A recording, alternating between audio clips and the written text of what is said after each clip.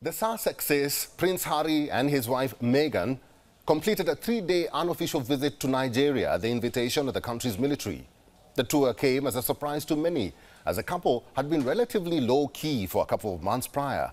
Many Nigerians say the trip was a success, as it boosted their relations and some say renewed their bond not only with the British royal family, but with the UK. Although some did not see the relevance of this visit. Here's Louisa Olani with a report from Lagos, Nigeria.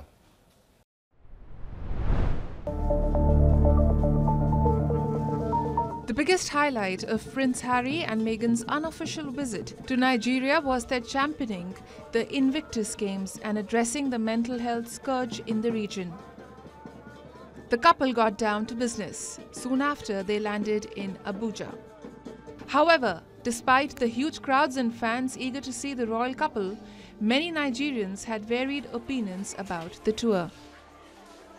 I really don't know why Harry is here in the first place, and I don't think he adds anything or value to Nigeria by coming here. So if you look at the spirit, it's a goodwill spirit coming to lift the spirit of soldiers, ex-servicemen that are injured and recuperating, and those ones that are sick. It's a good thing. The couple was invited to Nigeria by the country's military, which is battling armed groups on several fronts. Their first engagement was at the Lightway Academy College. The institution received support from their Archwell Foundation to educate and train young girls affected by the conflict in Nigeria.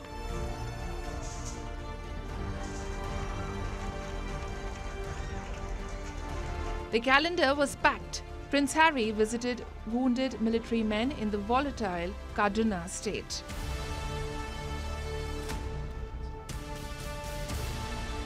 He then played seated volleyball with athletes from the Nigeria Unconquered team, emphasizing his support for sports adapted to those with physical disabilities.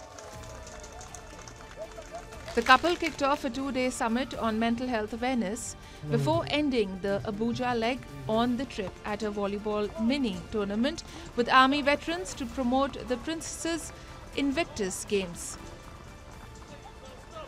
Before the Sussexes departed for Lagos, Kaduna State gifted them with a unique memento of the region, a Hausa cultural dress for the Duke of Sussex.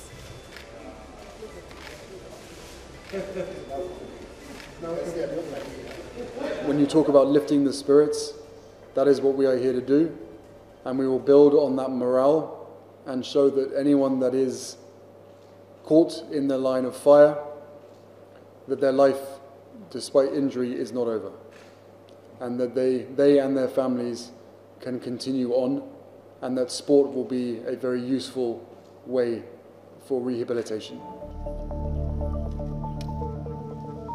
The trip was best with controversies, from the clothes that the Duchess wore to claims that the Duke was trying to outshine his brother Prince William by visiting as many places as possible within a limited time frame.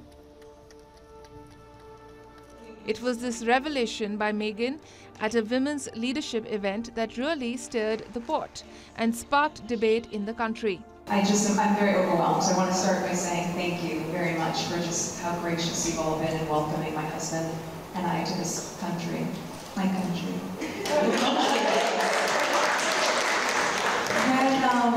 When I had done the genealogy and found out about my heritage, the first thing I did obviously was call my mom because I wanted to know if she had any awareness of it. We prayed for them to also help in security, if they can help us in this our problem of kidnapping every here and there. It will be a good thing for the wife, which I feel she is half Nigeria, like she said. The couple's 3-day tour ended with a visit to the Lagos Governor residence and a charity exhibition match at the Lagos Polo Club to promote the Invictus Games.